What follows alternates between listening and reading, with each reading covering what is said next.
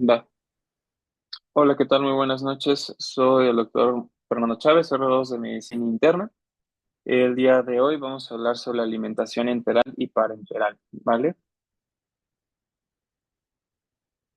Bueno, con una pequeña introducción, hay que recordar que pues la nutrición es un estado, o bueno, es un eslabón importante dentro de la atención hacia los pacientes y afecta el estado de salud a través de todas las etapas de su vida y que los hábitos higiénico-dietéticos poco saludables representan una de las causas más importantes de discapacidad y muerte prematura, y esta no es una excepción en caso de pacientes hospitalizados. Solamente como recordatorio tenemos que contemplar que dentro de las alimentaciones existen dos elementos importantes que son los macronutrientes y los micronutrientes. Los macronutrientes se consideran fuentes de energía, pero cada uno tiene una propiedad bioquímica única y diferente y tiene efectos diferentes en el cuerpo y en la salud de los pacientes. Dentro de estos, recordemos que tenemos los carbohidratos, las proteínas y los lípidos. De los carbohidratos, recordemos que son biomoléculas compuestas principalmente de carbono, hidrógeno y oxígeno, y que su principal función es dar la fuente de energía por parte de la dieta, ¿no? Usualmente en un paciente saludable, pues la distribución de kilocalorías que corresponde a los carbohidratos de consumo al día aproximadamente son de 4 kilogramos por gramo. Las proteínas, recordemos que son moléculas grandes que componen diferentes cantidades y están compuestos de diferentes aminoácidos, unidos por uniones peptídicas. Sus propósitos principalmente son mecánicos, estructurales, a su vez de la síntesis enzimática de hormonas, de anticuerpos y citocinas, así como transportadores y neurotransmisores. El promedio de kilocalorías al día que una persona se debe asignar de proteínas normalmente son de 4 kilocalorías. Y los lípidos son un grupo de sustancias insolubles en agua, poco solubles en solventes orgánicos, que incluyen los triglicéridos, a los fosfolípidos y a los esteroles, perdón. La cantidad que está normalmente asociada a los lípidos en consumo al día son de 9 kilocalorías por gramo. Y bueno, estos son esenciales para la producción de hormonas sexuales, mantenimiento estructural celular, almacenamiento de energía, así como regulación de la temperatura corporal, protección contra el trauma físico y pues para absorción de algunas vitaminas liposolubles como son la A, la B, la E y la K. Es mínimas el organismo para poder funcionar y llevar a cabo diferentes procesos bioquímicos. Entre estas funciones tenemos la modulación de la transcripción de genes, reacciones enzimáticas, protección contra estrés oxidativo y entre estos tenemos a las vitaminas, minerales y antioxidantes. Ahora sí, vamos a pasar al tema de la nutrición en paciente hospitalizado, después de esta introducción. Para mencionar cuáles son los tipos de dietas, existen esta clasificación que es de forma general, en donde se va a designar dependiendo del estado de gravedad o dependiendo del estado de salud del paciente. Previo antes de seleccionar cualquier tipo de dieta, siempre hay que considerar los hábitos y patrones locales que se tienen en la alimentación. Esto es un factor que considero que hay que mencionar debido a que pues en el hospital no sucede, es una dieta estandarizada y hemos tenido mucho conflicto, ¿no? Por parte de los pacientes, que es entendible, ¿no? Se ajustan a una dieta que está modificada, obviamente está calculada de acuerdo a sus kilocalorías, pero al final de cuentas no está asociada a sus patrones de hábito habituales, ¿no? E inclusive dietas de forma como por ejemplo tuvimos una paciente que consumía comida kosher, pues es muy difícil, por ejemplo, aquí en el hospital pues que se obtenga este tipo de alimentos, ¿no? Dentro de los dos grandes alimentos en pacientes hospitalizados está la dieta estándar y la dieta hospitalaria. En la dieta estándar se debe cumplir los requerimientos de energía y los nutrientes adecuados a las recomendaciones basadas en evidencias en la población general. Este está enfocado en pacientes jóvenes, los cuales tal vez están internados para un abordaje diagnóstico, pero realmente no tienen algún estrés metabólico o alguna enfermedad grave que requiera pues un suplemento más allá de su dieta habitual. Y aquí tenemos una tablita en donde se ve la diferencia. Aquí en la dieta estándar, normalmente la distribución de energía es de 25 kilocalorías. La proteína, carbohidratos y lípidos va de acuerdo a los requerimientos habituales por día de estos pacientes. Y vaya, a diferencia de una dieta hospitalaria, la cual debe cumplir con los requerimientos nutricios y energéticos individuales de los pacientes, pero Se debe de contemplar aquellos requerimientos más allá de su dosis habitual diaria, por así llamarlo, sino tenemos que contemplar si ellos tienen alguna enfermedad crónico-degenerativa, van a estar sometidos bajo algún procedimiento o están bajo alguna situación de estrés metabólico que se debe de contemplar para poder compensar. Si vemos las dos escalas de una dieta estándar o una dieta hospitalaria, pues sí hay un aumento, ¿no? En cada uno de los valores hacia tendencia a la más de 25 a 30 y cada uno de los grupos alimenticios pues va a tener un aumento considerable en la dieta hospitalaria para cubrir estas demandas nutricias mientras está hospitalizado. Bien, los tipos de textura en dietas, estamos muy familiarizados con estos ya que lo indicamos día con día. Se debe tomar en cuenta, especialmente en pacientes que tienen disfagia o trastornos de la masticación, en aquellos que tengan algún tipo de dentadura postiza o alguna otra alteración, ¿no? Entre estos, bueno, son cuatro principales grupos de texturas, que es la líquida, en donde hay una consistencia homogénea, puré o papilla gruesa, que es una consistencia homogénea y que al ser servida no se separa por completo. Picados finos, que son unas dietas suaves de textura cohesivas y que varían de tamaño, pero alrededor es de 0,5 centímetros. Realmente, pues variará, pero no es exacto, ¿no? Y la modificada normal, que son diferentes texturas y tamaños, es decir, la dieta habitual, ¿no? Con todo tipo de texturas. Otras recomendaciones, aparte de las creencias, aparte de los hábitos que puedan tener los pacientes y que hay que considerarlos para iniciarles una dieta, también se deben considerar evidentemente las alergias que los pacientes puedan tener algún tipo o algún grupo de alimento, las creencias religiosas como mencioné. Las dietas vegetarianas deben ser diseñadas para cubrir los requerimientos de energía y proteínas. Aquí hay una gran controversia debido a que en las guías mencionan que bueno, algunas guías refieren que no se recomienda las dietas vegetarianas durante la hospitalización debido a que no cumplen con el requerimiento. Sin embargo, otras guías mencionan que, bueno, o sea, sí se puede dar una dieta vegetariana siempre y cuando pues esté estructurado de una adecuada forma y que se pueda proporcionar todo el requerimiento energético y proteico durante la hospitalización, ¿vale? Por eso aquí hay eh, con la vegetariana y las dietas veganas, ¿no? Que son principalmente de origen animal, en donde pues en varias ocasiones vamos a recurrir de este tipo de proteínas para poder satisfacer las demandas del día al día de los pacientes. Bien, en nuestros pacientes, de forma inicial, tenemos que considerar qué tipo de paciente tenemos. En caso hospitalizado, pues es en general, si es un paciente en crítico o en unidad de cuidados intensivos, perdón, un paciente geriátrico o un paciente renal. Dependiendo del perfil de cada uno de nuestros pacientes, se debe de evaluar en diferentes escalas. Las que voy a mencionar ante la plática son las dos primeras, la NRS del 2022 y la Nutrix, porque son para paciente hospitalizado y el paciente crítico. ¿De acuerdo? Está la MNA Short Form para el paciente geriátrico, sin embargo, la NRS 2022 también se puede tener una evaluación en paciente geriátrico de una adecuada forma. Una vez que se tienen, ahorita voy a mencionar las escalas, pero a grandes rasgos, cuando se hace la valoración y se detecta que el paciente no tiene riesgo a un estado mm, negativo o un mal estado nutricional o de riesgo bajo, se propone que se dé la dieta estándar, que eso lo acabo de mencionar. Y cada 5 días de su hospitalización, que esperemos pues por el perfil de estos pacientes no sea por una hospitalización larga, pero cada 5 días se debe de reevaluar con las escalas de la NRC 2022 o la Nutrix. Bueno, en este caso la NRC 2 porque es de bajo riesgo, ¿no?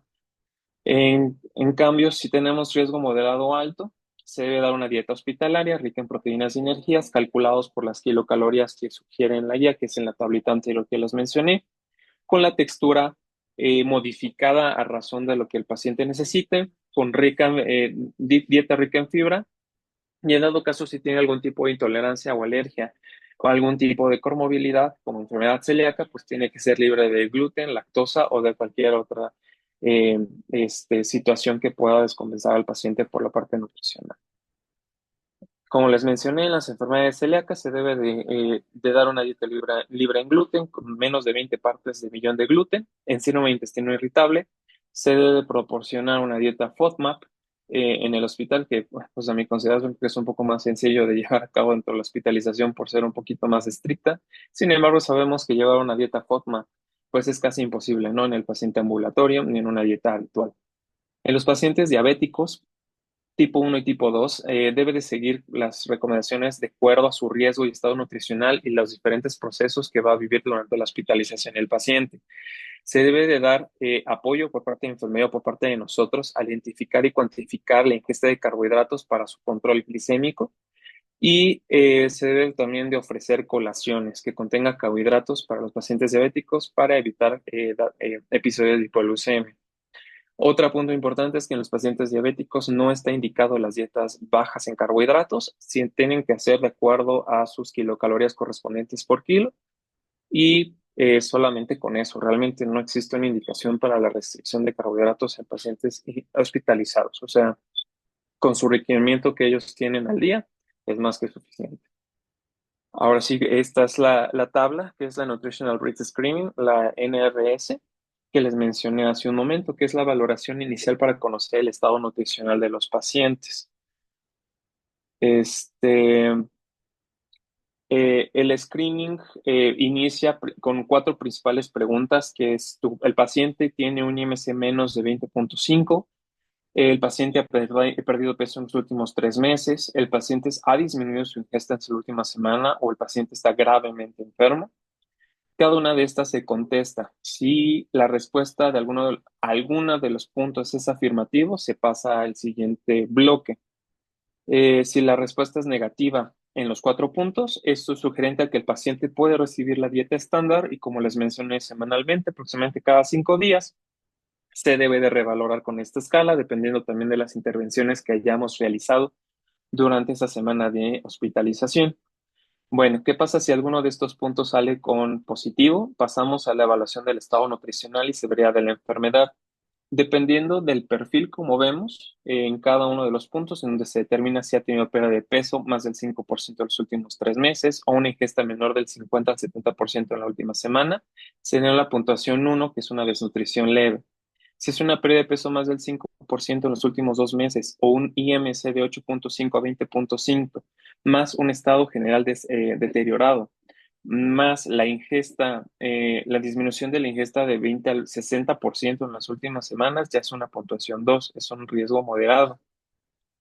Si tenemos una pérdida de peso más del 5%, es decir, más del 15% en 3 meses, o un IMC menor a 18.5, más que hay un deterioro más marcado y la ingesta disminuye hasta el 25%, o sea, solo de todo el día 25% consume sus alimentos, pues es una desnutrición grave y es una puntuación 3. Y dependiendo de las comorbilidades o las situaciones que tenga el padecimiento actual del paciente, se va a evaluar la severidad de la enfermedad. Al total se suman los dos puntajes, más si el paciente tiene más de 70 años, se suma un punto más para, como una puntuación ajustada a la edad. Si la puntuación es más de 3, se cataloga como un riesgo a malnutrición de alto riesgo. Si se considera menos de 3 al final del puntaje, se debe de reevaluar al paciente y se puede dar una dieta estándar y como en el inicial, ¿no? Reevaluar cada 5 días con este segundo cuadro hasta que vaya, o sea, si alcanza el valor de más de 3, pues se considera como moderado alto y entonces se indica la dieta hospitalaria. Como les mencioné, el riesgo nutricional moderado alto. Se debe de dar una dieta enriquecida en alto valor proteico calórico, mejorar la calidad de vida del paciente, así como atender todas las comorbilidades que tenga durante su hospitalización.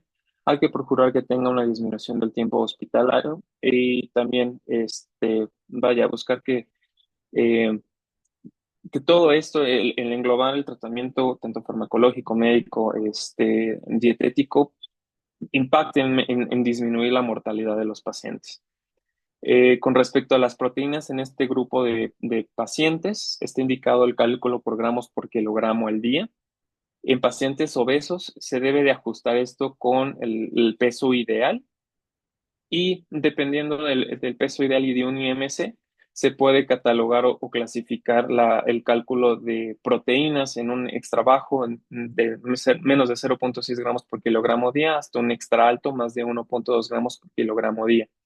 El grado que le vamos a dar de indicación de ingesta de gramos de proteínas es dependiendo pues de la severidad del paciente, de los procedimientos que tenga el paciente o intervenciones de la misma durante su hospitalización.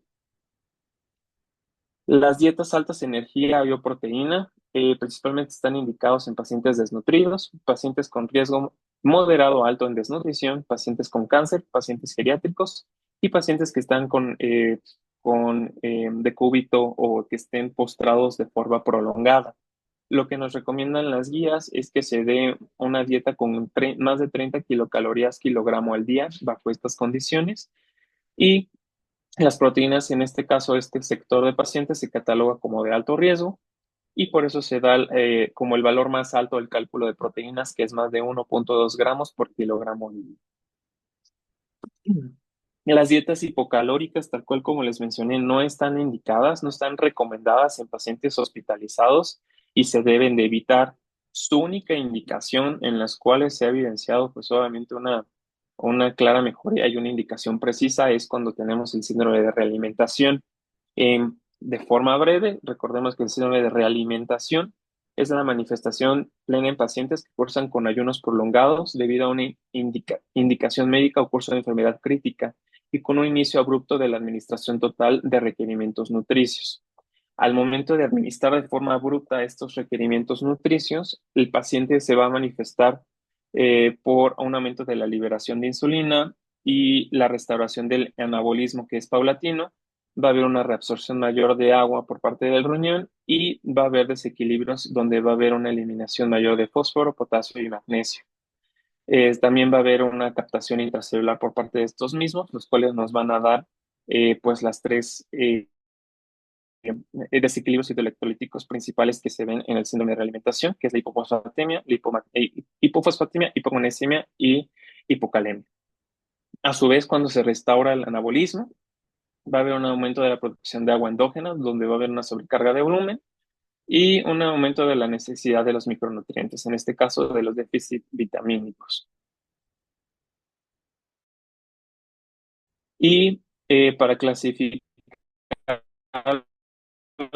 o tener el riesgo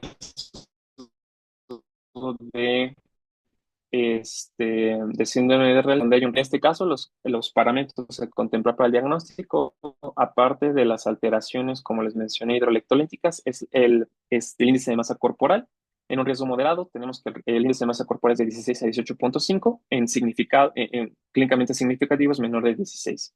Pérdida de peso es 5% en un mes y en clínicamente significativo 7,5% en 3 meses o más de 10% en 6 meses. A su vez de la ingesta calórica y, vaya, pues las alteraciones hidroelectrolíticas. Con todo esto se integra para considerar que el paciente está en síndrome de realimentación y las guías nos recomiendan aquí las dietas hipocalóricas, en donde se deben de iniciar. Las guías NICE nos recomiendan que se inicie con 10 kilocalorías kilogramo al día, se revalore de 4 a 7 días a los pacientes y se vaya aumentando paulatinamente las kilocalorías que se le esté dando al paciente.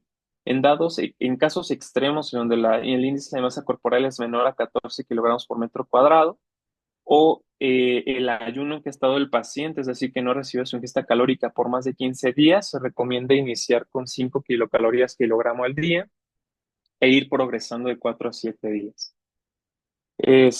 Otra clasificación que es por las IRSPEN, que clasifica al síndrome de realimentación en el riesgo extremo,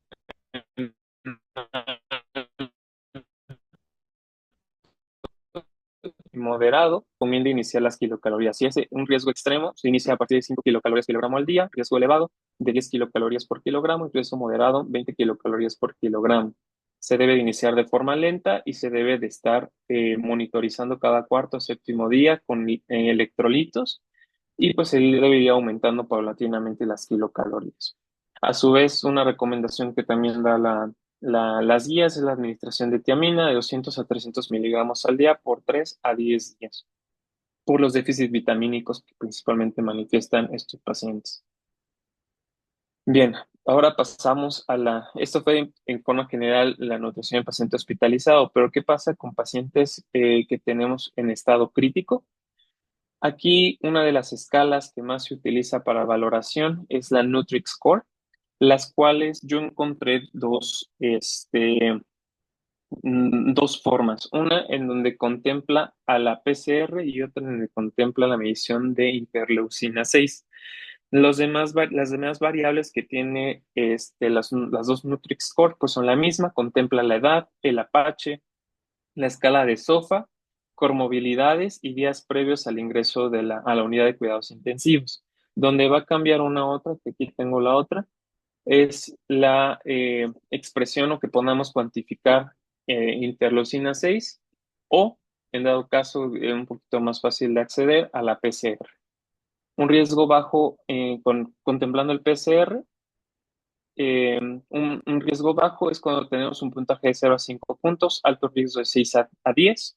Y si se excluye el PCR porque no lo tenemos por alguna situación, pues un bajo riesgo sería de 0 a 4 puntos y un alto riesgo es de 5 a 9. Algo similar ocurre con la otra variable del Nutri-Score, que es con interleucina 6. Eh, Cuando se contempla la interleucina 6, de 6 a 10 puntos es de riesgo alto, de 0 a 5 puntos es de riesgo bajo, y cuando no tenemos disponible interleucina 6, de 5 a 9 es de riesgo alto y riesgo bajo es de 0 a 4 puntos.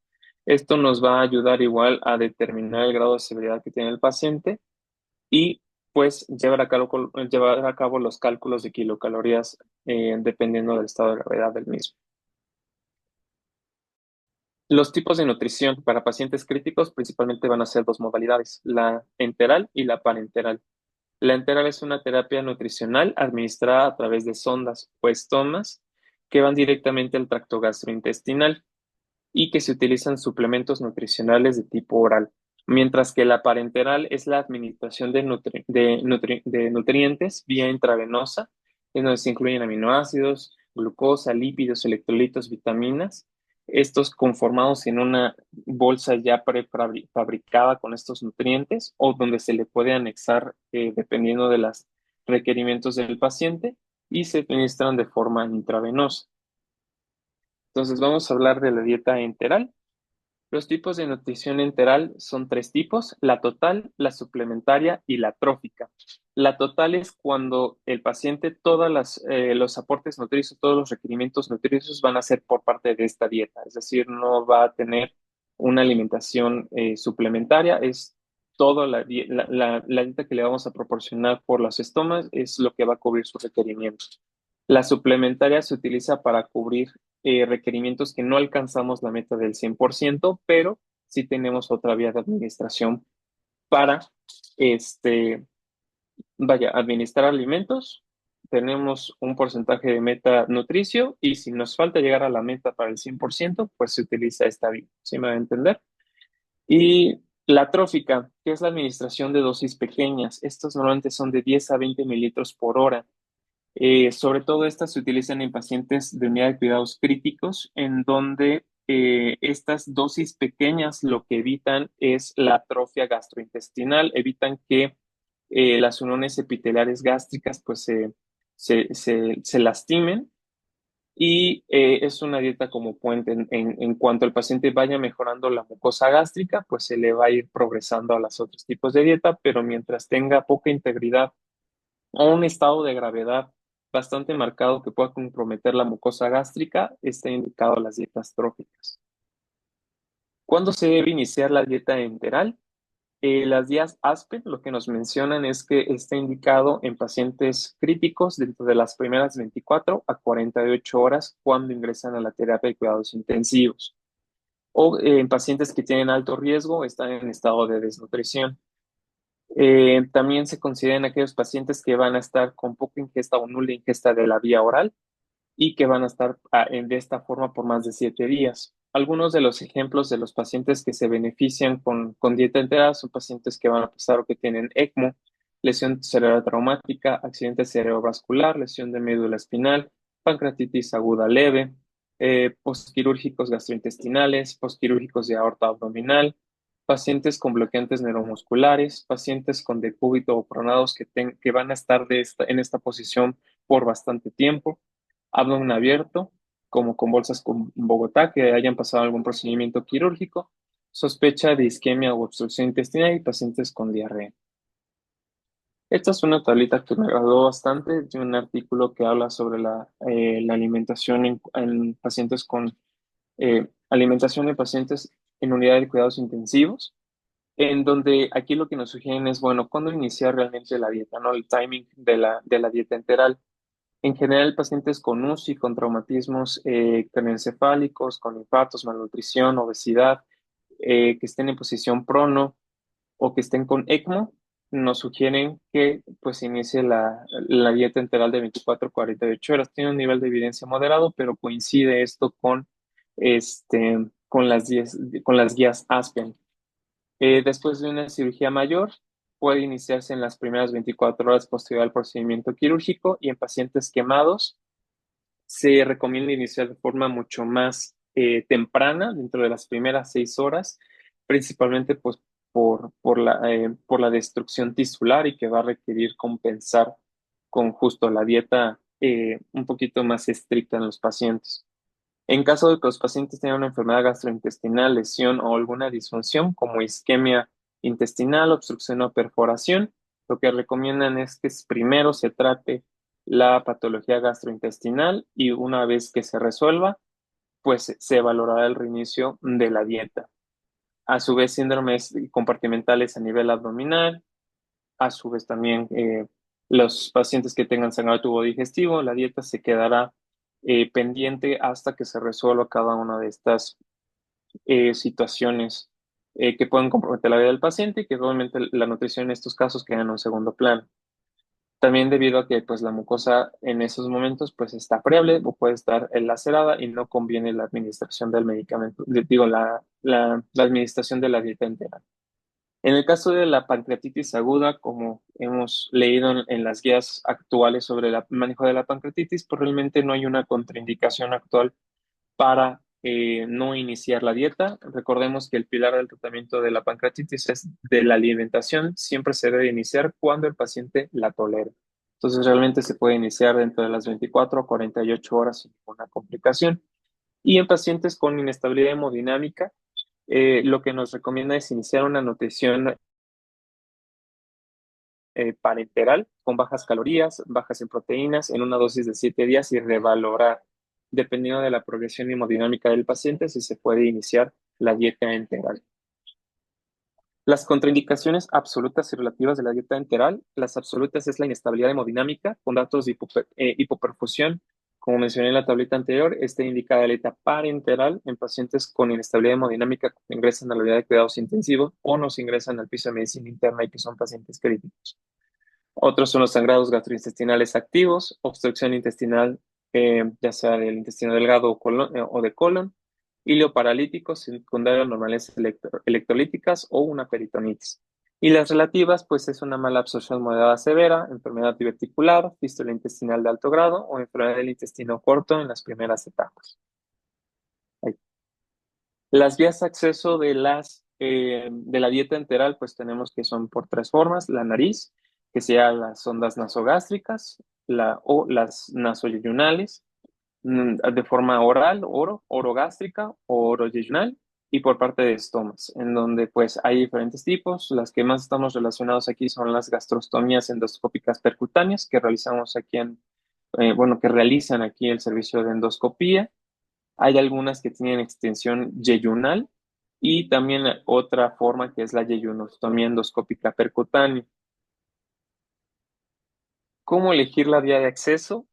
Principalmente es valorar por cuánto tiempo va a tener la nutrición enteral el paciente, si tiene tolerancia o no a la vía oral, y esto nos va a permitir delimitar en que pueda ser de menos tiempo el uso de la dieta enteral o de patologías o lesiones que presenta el paciente y que va a requerir un largo plazo de uso de la dieta enteral, ¿no? En este caso, si nuestra valoración es un corto plazo, es menos de 30 días, se recomienda el uso de la sonda nasogástrica o sonda nasoyeyunal. Si es de largo plazo, es decir, pensamos que va a requerir más de 4 semanas, pues se recomienda la gastrostomía. Y esto lo hemos visto con nuestros pacientes, ¿no? Que a largo plazo pacientes que hemos dado de alta eh, por máximo beneficio en situaciones terminales o en pacientes que no se pueden alimentar por vía oral y que pensamos que a largo plazo pues no va a haber una mejoría y que no van a poder alimentarse por vía oral, pues se van con su sonda se van con su gastrostomía, ¿no? Que tiene mayor durabilidad. De las técnicas que acabo de mencionar, a nivel de las yeyunostomías, principalmente se consideran como alimentaciones pospilóricas. Las alimentaciones pospilóricas lo que se ha asociado es que tienen una reducción en el riesgo a la aspiración y neumonía asociadas al ventilador. También se puede aportar infusiones más altas nutricias y también son capaces de tener menos interrupciones, es decir, que sean de forma mucho más continua la alimentación. De forma específica, en quienes están recomendados la alimentación postpilórica es en pacientes que tienen gastroparesia aguda o crónica, en el adulto mayor que tenga un poco más de riesgo a las broncoaspiraciones, pacientes bajo sedación, pacientes con ventilación mecánica invasiva, alteraciones neurológicas, pacientes en prono y pacientes con antecedentes de reflujo gastroesofágico. Bien, ahora pasamos al tipo o qué es lo que nosotros administramos, ¿no? En las dietas enterales. Son diferentes fórmulas, cada una tiene un punto o una indicación precisa. En este caso de la inicial, que son las poliméricas, son nutricionalmente completas y se componen de, de nutrientes en su mayoría intactos. Su densidad calórica varía de 0,100 carbohidratos, 25% lípidos y proteínas en un 15%. El tipo de proteína, de fórmula polimérica es el tipo de dieta enteral de primera elección en pacientes en área de cuidados intensivos y también en pacientes que residen eh, pues la alimentación enteral en domicilio. Eh, Debido a que son muy fáciles de preparar y cubren la mayoría de los requerimientos nutricios de los pacientes. En el caso de las dietas elementales y semi-elementales, y cantidades pequeñas o variables de lípidos. Eh, el aporte de proteínas aproximadamente son de 70 gramos y tienen alta osmolaridad. Las indicaciones para dietas elementales normalmente son en pacientes que tienen estofagitis eosinofílica, enfermedades gastrointestinales eosinofílica o enfermedades inflamatorias intestinales. También en pacientes que están recibiendo quimioterapia o radioterapia que desarrollan principales indicaciones de las elementales. Las semielementales tienen una fuente de nitrógeno, dipéptidos y tripéptidos, aminoácidos libres. De los carbohidratos tenemos disacáridos y maltodextrina. Y los lípidos principalmente contienen omega 3 y omega 6, así como triglicéridos de cadena larga. Este tipo de semielemental, como su nombre lo dice, proporciona de forma variable algunos componentes en los cuales algunos pacientes no van a poder absorber totalmente los nutrientes y para una mayor tolerancia de estas mismas, se recomiendan estas dietas. Ejemplo, o sea, las indicaciones precisas de las semielementales son enfermedades de Crohn que están activas, eh, pacientes con algún problema de malabsorción fuera de la enfermedad de Crohn y principalmente son para pacientes con comorbilidades gastrointestinales que no van a absorber todos los nutrientes. Las especializadas, que es dependiendo del karma comorbilidad de los pacientes, existen las modificadas en carbohidratos, las renales modificadas en electrolitos, las pulmonares modificadas en carbohidratos, hepatópatas, que principalmente están modificadas para proteínas, las inmunomoduladoras y las que tienen adición de omega 3, que estas dos últimas normalmente son para pacientes con alguna enfermedad maligna o que cursan con tratamiento quimioterapéutico. Las dietas modulares se contienen micronutrientes, ya sea como agentes únicos o en acción, y esto es una formulación ya personalizada dependiendo de cada requerimiento de los pacientes, dependiendo de sus comorbilidades. Y por último, pues están las artesanales, que también aquí en el hospital hemos tenido contacto con ellos, principalmente aquí en el hospital. Cuando nosotros damos de alta a un paciente con gastrostomía y les dejamos una dieta artesanal, es con ayuda del servicio de nutrición, de nutriología o dietología en este caso, las cuales, dependiendo de las kilocalorías del paciente, hacen como una dieta y las artesanías literales que agarran los diferentes grupos alimentarios y preparan una mezcla a partir de batidos o papillas que puedan administrarse por las diferentes zonas. Y bueno, aquí está como para la indicación de cada una. ¿Nuestro paciente tiene algún órgano o necesidad específica? Pues la verdad es que no. Entonces se inicia la dieta polimédica estándar. ¿Tiene tolerancia a gastrointestinal o si no tiene problemas de malabsorción? Pues se continúa la dieta polimédica. En dado caso que sí tenga un problema de malabsorción intestinal, es donde se recomienda una dieta especializada o, como les mencioné, las elementales y semielementales, que principalmente son para síndromes malabsortivos.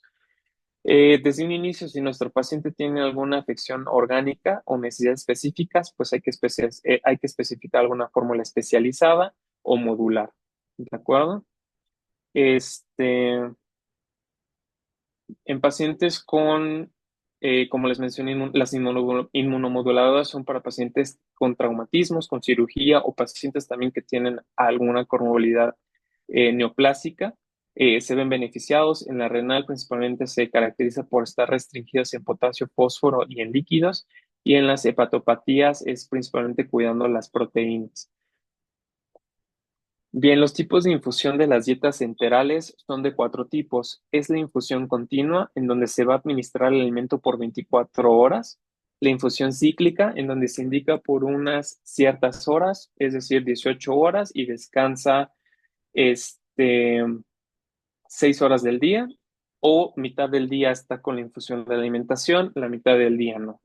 También está la infusión intermitente, que se realiza de 4 a 6 tomas al día. En cada una de estas dura de 20 a 60 minutos por toma.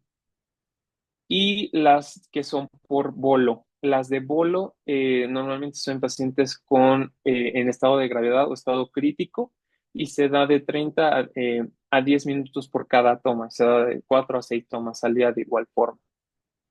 Y lo importante de esto es que algunas de los tipos de infusión pueden generar efectos adversos a la hora de la administración. Entre estos se ha visto que hay mayor incidencia de residuo gástrico y de diarrea en pacientes que tienen eh, la nutrición enteral de forma intermitente. A su vez, en pacientes de forma continua, tenemos la incidencia de los estreñimientos. A continuas, el efecto más frecuente es la del estreñimiento y el intermitente es la diarrea. Y existe evidencia de menor incidencia de intolerancia con la modalidad de infusión continua, es mucho más segura y las guías Aspen lo que recomiendan es que se utilice la infusión continua. Sin embargo, las demás guías de alimentación mencionan que no hay una diferencia más que la presencia de las alteraciones, en este caso el residuo gástrico elevado y la diarrea en infusiones intermitentes.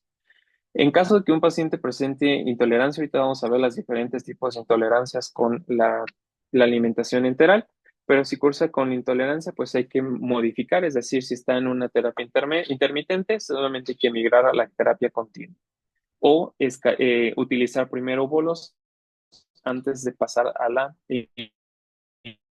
infusión continua. ¿Cuándo se debe de suspender una nutrición enteral? Principalmente pacientes en pacientes de 65, el uso de doble vasopresor por compromiso de la mucosa gástrica, la norepinefrina dosis alta, más de 0,3 microgramos kilogramo minuto, y esto principalmente datos de hipoperfusión también y presencia de hemorragia digestiva alta, que son las contraindicaciones absolutas que había mencionado previamente. Justamente si nuestro paciente las presenta mientras nosotros le estamos dando una nutrición enteral, pues hay que suspenderla. ¿Cuándo se indica un ayuno? Pues vaya, cuando se tenga algún procedimiento, un retiro de la ventilación mecánica, ayuno por traqueostomía o colocación de una gastrostomía, estudios que se requieran ayuno como con contrastes o dosis elevadas de vasopresor. Si no tienen contraindicación para inicio de la dieta enteral, pues se progresa y se da la dieta enteral a nuestro paciente, es decir, no tenga las contraindicaciones absolutas.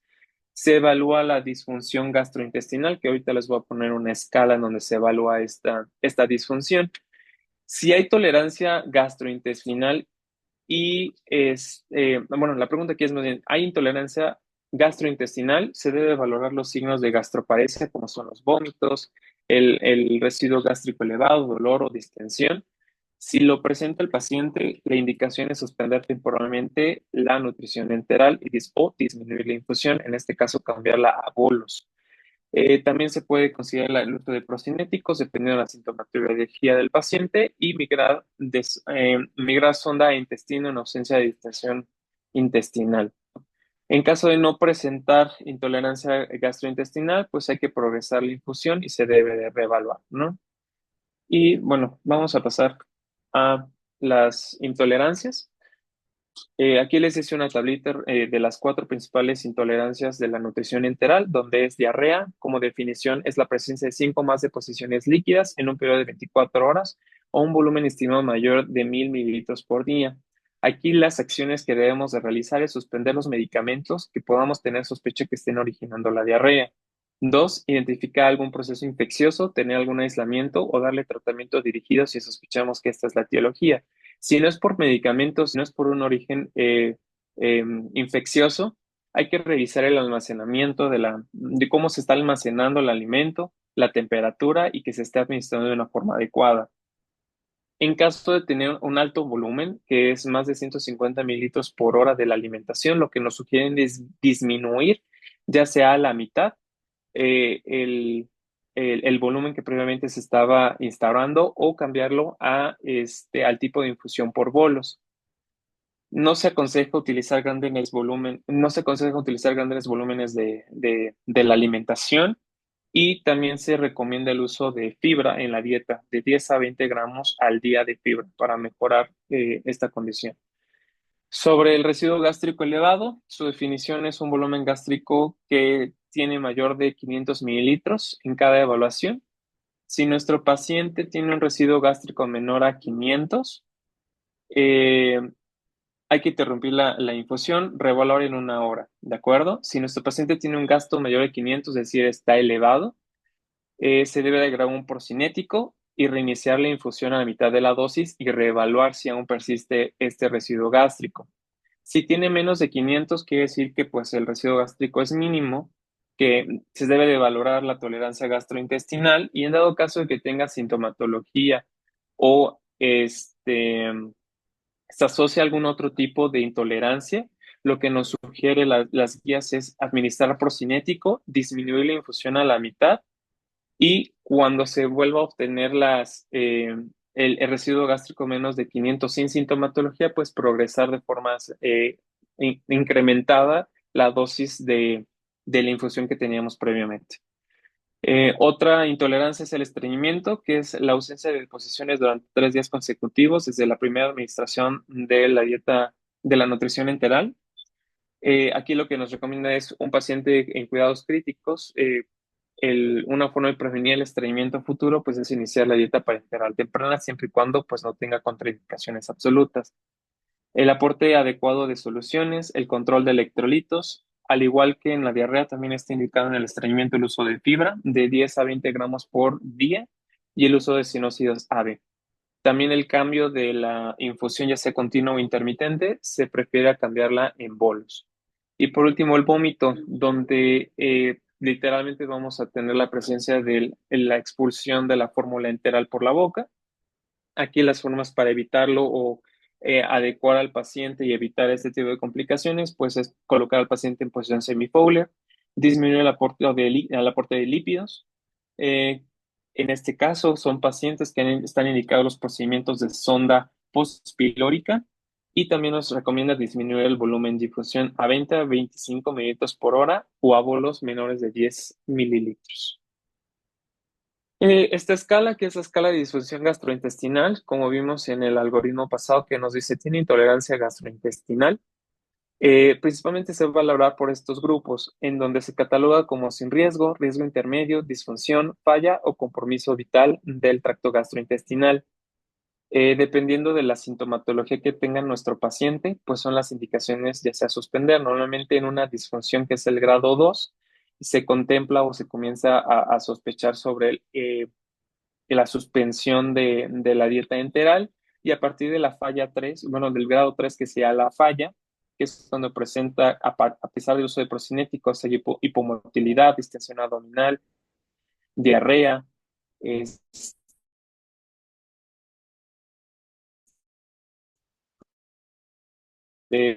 eh, vaya, aquí es indicativo de cambio de dieta, adelantándome un poco a la dieta parenteral. Otro punto a considerar aquí que aquí se pone es la nutrición enteral con la ventilación mecánica invasiva, el timing de cuándo iniciar la terapia, digo, la nutrición enteral en pacientes con ventilación mecánica invasiva. Lo que nos mencionan es, bueno, hay que evaluar al paciente en las primeras 24 48 horas de su ingreso a la UCI se puede iniciar, ¿no?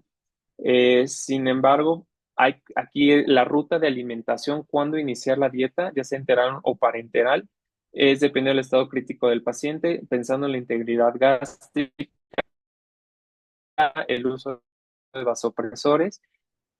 Y aquí se va a discutir si nos recomiendan en paciente renal, principalmente a tolerancia, siempre y cuando que haya contraindicación como los puntos más importantes de estas dos.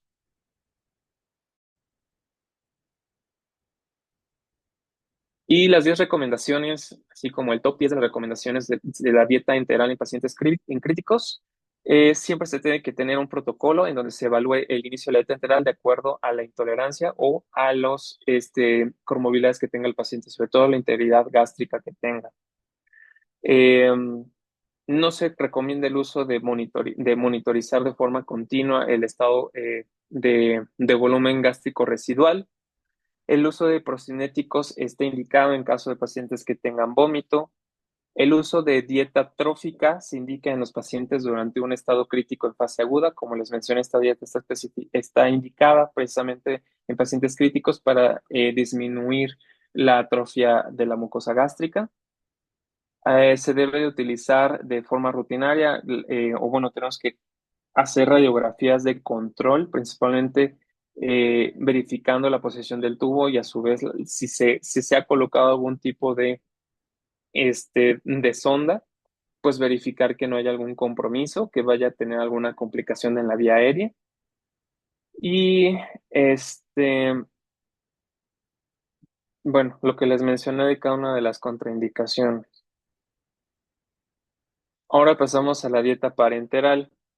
La dieta parenteral es una forma de apoyo nutricional que se administra directamente en el torrente sanguíneo mediante un catéter que se coloca en una vena.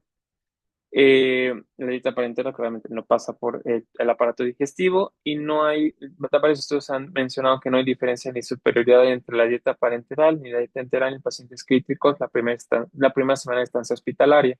Como les mencioné o les he estado mencionando, para determinar cuál de las dos vamos a iniciar en pacientes críticos, pues es el estado hemodinámico del paciente y la integridad gástrica. De la colocación de la dieta parenteral se van a hacer por dos formas, puede ser periférica o por un acceso central. En la periférica principalmente va a ser para un perfil de venas de bajo calibre con corta duración, aunque estamos sospechando que el uso de la dieta parenteral va a ser por menos de 15 días. En dietas que van a ser baja en osmolaridad, menor de 900 miliosmoles, alto aporte de líquidos, bajo aporte proteico, no va a cubrir el 100% del requerimiento, es decir, que estos pacientes van a tener ya sea una dieta enteral que se puede progresar a una dieta vía oral y también son en periférico están indicados las que son de bajo aporte proteico. En caso de que se requiera una dieta parenteral de larga duración, que no se tiene que limitar en la osmolaridad, que tiene que cubrir el 100% de todo el requerimiento, es decir, vamos a pasar mayor requerimiento energético proteico, pues lo indicativo es que sería por el acceso central, ¿vale? Estas son las dos diferencias. La principal causa o la principal razón en la cual la dieta parenteral está indicada es principalmente en las deudas energético-proteicas, en pacientes que están en unidad de cuidados intensivos y sobre todo en pacientes que tienen asistencia por ventilación de mecánica invasiva, presentan este tipo de deuda, en donde por la inmovilidad, la estancia prolongada, infecciones, puede ser también por interrupciones de la misma dieta, de la nutrición enteral, por procedimientos, por estudios, pues no vamos a lograr día a día el requerimiento energético que requiere el paciente de acuerdo a su estado, pues, de salud. Entonces, día a día vamos a tener una deuda energética que el paciente al final de cuentas, pues, se va a acumular y puede tener un deterioro si es que no lo cubrimos. Para esto está indicado la dieta parenteral como una terapia de forma auxiliar para compensar las déficits. Y hay dos formas en cómo saldar la deuda calórica. En un promedio, las guías mencionan de 6.000 kilocalorías y 300 gramos de proteínas en 2 semanas u 800 kilocalorías en cualquier momento. Son como las indicaciones a reponer por parte de la dieta parenteral. Los tipos de dieta parenteral y sus indicaciones, existen dos principales, que es la nutrición parenteral total, en donde 100% de su requerimiento nutricio va a ser por esta vía y por ende debe de ser administrado de forma vía central. Dentro de las indicaciones es en pacientes que tengan obstrucción aguda intestinal, obstrucción intestinal maligna, complicaciones oncológicas como enfermedad de injerto contra huésped, mucositis, colitis neutropénica, falla gastrointestinal prolongada asociadas a la condición crítica, al uso de vasopresores, incapacidad de tener una vía enteral, pacientes con disfunción intestinal tipo 3, que fue la escala que les mencioné con anterioridad, y la malabsorción severa y la hiperemesis gravídica. Como pueden ver, o sea, todos los pacientes que tengan contraindicación absoluta, pues la opción en estos pacientes críticos, pues es el inicio de la nutrición parenteral total. La nutrición parenteral suplementaria o parcial es una nutrición enteral subóptima, menos del 60% del requerimiento. Son principalmente para condiciones que se asocian con hipermetabolismo, en donde no la dieta, perdón, la nutrición enteral por sí sola no cumple el 100% de los requerimientos, como la deuda energética que mencioné con anterioridad, falla en gastrointestinal también prolongada y síndromes de mala absorción. ¿Cuándo no se recomienda la dieta parenteral? Principalmente es en condiciones terminales, en estancias cortas o que se sospeche que su estancia en la UCI sea bastante corta, es decir, días, o que ya sea por un estado de gravedad o por un estado de mejoría. E inclusive aquí, pues, si sospechamos que el paciente va a tener una evolución favorable y va a iniciar la dieta oral o se va a cambiar a dieta con nutrición enteral de forma en menos tiempo, pues no estaría indicado iniciarles la dieta con nutrición parenteral, a menos de que tengan anual déficit como la deuda energética. Y en pacientes con riesgo nutricional bajo, pues tampoco se indica, ¿no? En donde pues menos de 5 días no va a ser benéfico el que se le coloque un acceso para la administración de los alimentos. Las contraindicaciones metabólicas es en pacientes que tienen hiperglucemias, más de 180 miligramos sobre decilitro, azoemias con BUN más de 100, hiperosmolaridad sérica de más de 350, alteraciones del sodio, ya sea hiper o hiponatremias, hipocalemias menos de 3 miliequivalentes por litro, hipomagnesemias menos de 1,3, acidosis metabólica hiperclorémica, hiperfosfatemia, alcalosis metabólica hiperclorémica, hipertrigliceridemia. ¿Por qué? Porque cada uno de los componentes que tiene la bolsa de la nutrición parenteral, pues contiene altas dosis o tienen, eh, ¿cómo se va a decir? Sí, indicaciones o dosis elevadas que el paciente va a requerir. Entonces, tenemos este tipo de alteraciones, pues podemos agravar inclusive eh, las alteraciones hidroelectrolíticas que probablemente los pacientes puedan tener, ¿no? ¿Cuándo iniciar la dieta? parenteral, dependiendo de cada guía, en pacientes con bajo riesgo nutricional 11 puntos, siempre y cuando, vaya, a lo que voy, si los pacientes van a estar menos de 7 días o menos de 5 días, pues no está indicado. En pacientes con bajo riesgo o alto riesgo nutricional que van a estar por 7 a 10 días de no cubrir al 100% la nutrición por vía oral o enteral, es donde está indicado. Eh, las guías ESPEN lo que nos mencionan es si al tercer o séptimo día de su ingreso no es factible que tenga dieta enteral o progresión de la dieta o está totalmente contraindicada, pues es indicativo de usar la dieta parenteral. E igual cuando no se cubre, se inicia cuando no se cubre el 100%, se cubre el 60% con la dieta enteral o con la vía oral. Entonces, ¿hay alguna contraindicación para iniciar la dieta enteral? No, pues se inicia o de preferencia se inicia la dieta enteral. Si hay algún riesgo por las complicaciones o por inestabilidad hemodinámica o falta de integridad gastrointestinal, entonces sí está indicado iniciar o se inicia de forma inmediata la NP, la dieta parenteral.